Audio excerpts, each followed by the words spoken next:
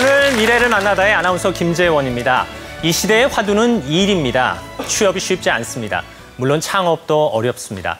심지어 지금 일을 하고 있는 사람들조차도 미래가 불안하긴 마찬가지입니다.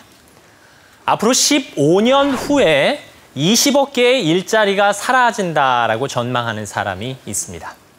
세상이 충격에 빠진 건 그가 바로 구글이 선정한 세계 최고의 미래학자이기 때문입니다.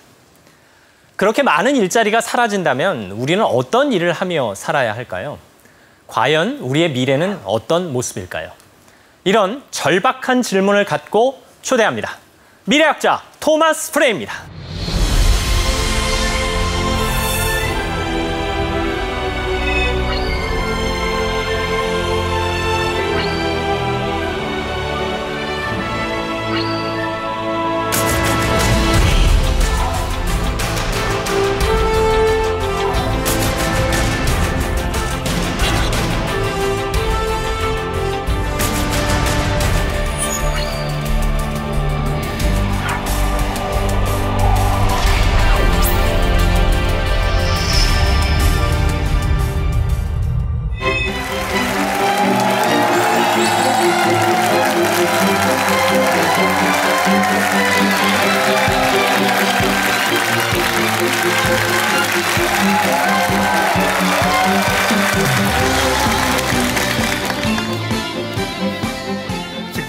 오늘 이렇게 여러분을 만나게 돼서 영광입니다.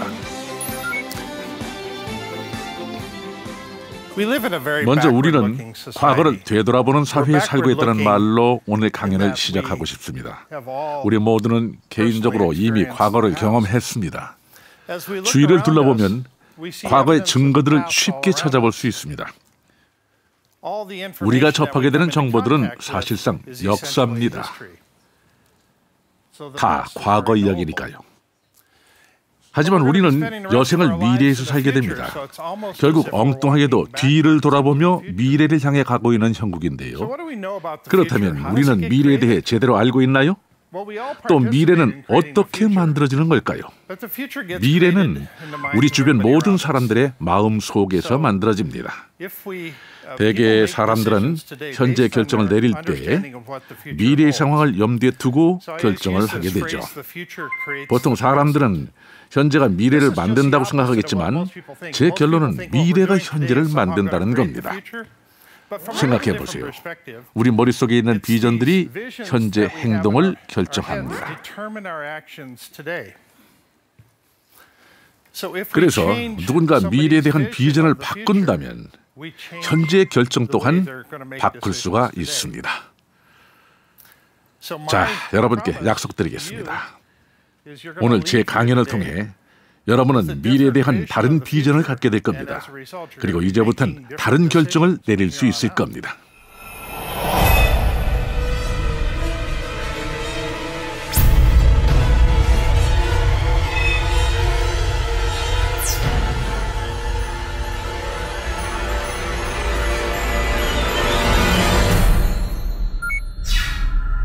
(2030년) 무고용 시대가 펼쳐질 것인가? 하지만 세상을 바꿀 혁신 기술이 차세대 일거리를 창출한다. 모든 사물에 존재할 소프트웨어, 의식주를 프린팅하는 3D 프린터, 통신과 배송 분야에서 활약할 드론, 그리고 무인 자동차까지. 지금부터 인류는 역사상 가장 큰 변화를 겪을 것이다.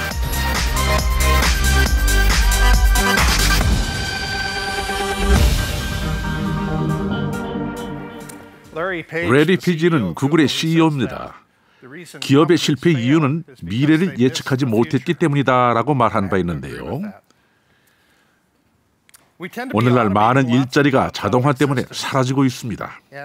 최근 저는 기하급수적 역량 법칙이라는 개념을 논문에 썼습니다.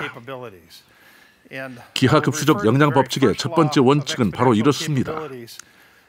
자동화가 이루어지면서 노력이 기하급수적으로 감소할 때마다 반대로 역량은 기하급수적으로 늘어난다는 겁니다. 이러한 기하급수적 역량 법칙에 대한 이해를 돕기 위해 몇 가지 예를 들어볼까요? 첫 번째로 대중교통 수단입니다. 1850년대 평균 교통수단의 속도는 걷든 말을 타든 시속 6km였습니다. 때문에 한 사람이 일생 동안 이동하게 되는 거리는 평균 11만 킬로미터였습니다. 1900년경이 되면서 속도가 12km로 증가했고 1950년경에는 36km까지 증가했습니다. 지금 보면 굉장히 오래된 구식 차량들을 이용한 거죠. 2000년이 되면서 비행기를 이용하는 사람들이 늘어나 평균 속도가 110km로 증가했고요. 2050년엔 평균 시속이 무려 240km로 예상됩니다. 평생 동안 이동거리는 약 1100만 킬로미터가 될 것입니다. 무슨 얘기인가 하면 불과 200여 년 만에 일생 동안 이동한 평균 거리가 100배가 늘어난 겁니다. 이것이 기하급수적 역량 법칙입니다. 우리가 더 쉽고 빠르게 무언가를 하게 되면서 더 많은 것을 할 수 있다는 얘기죠. 이번엔 좀 색다른 개념입니다. 제로 변칙이라고 제가 만들어낸 개념입니다. 더욱 정밀하게 무언가를 관찰하고 추적하면 시작점, 즉 그 근원을 알 수 있다는 그런 개념입니다. 예를 들어서 위성, 센서, 휴대전화 데이터, 사물 인터넷과 같은 이 기술들을 사용해서 무언가의 근원을 파악하고 그리고 그 변화를 추적합니다. 이렇게 하면은 허리케인 그리고 토네이도, 해일의 변화 시기를 알게 됩니다. 그것도 아주 초기 단계에서 말입니다. 일례로 산불을 초기에 탐지할 수만 있다면 진압도 아주 쉬워지겠죠. 또 허리케인 역시 초기에 발견을 하게 되면 쉽게 예방할 수가 있을 것입니다. 즉, 제로 변칙은 이런 자연재해의 진앙을 추적하는 겁니다. 확장해서 생각을 하면은 정치 관련 부정부패도 파악할 수가 있고요. 또 건강과 질병 문제도 다룰 수가 있습니다. 인프라 실패, 경제 및 환경 문제 등 각종 위험 요소들을 사전에 발견해서 행동에 옮길 수도 있다는 그런 뜻입니다. 제가 오늘 강연을 통해 알려드리고 싶은 게 있습니다. 바로 문제를 초기에 발견하면 큰 변화로 이어지고 발생할 수 있는 피해를 상당히 줄일 수 있다는 것입니다. 제가 촉매적 혁신이라고 부르는 개념이 있는데요. 촉매적 혁신은 파괴적 혁신과는 매우 다른 개념입니다. 파괴적 혁신은 기존 산업을 와해시킵니다. 반면에 촉매적 혁신은 새로운 산업을 창출하고 일자리를 만들어냅니다. 촉매적 혁신의 예를 들어보겠습니다. 전기, 자동차, 비행기, 사진, 전화가 촉매적 혁신에 해당됩니다. 그런데 중요한 게 있습니다. 모든 산업에는 벨 커브, 즉 발생하고 성장하여 종국엔 쇠퇴한다는 건데요. 오늘날 가장 많은 돈을 벌어들이는 산업들은 사실 대부분 벨 커브 중기 단계를 지나고 있습니다. 적은 것을 가지고 많은 결과를 내도록 압박받는 거죠. 예를 들어볼까요? 피크 스틸을 가지고 설명하겠습니다.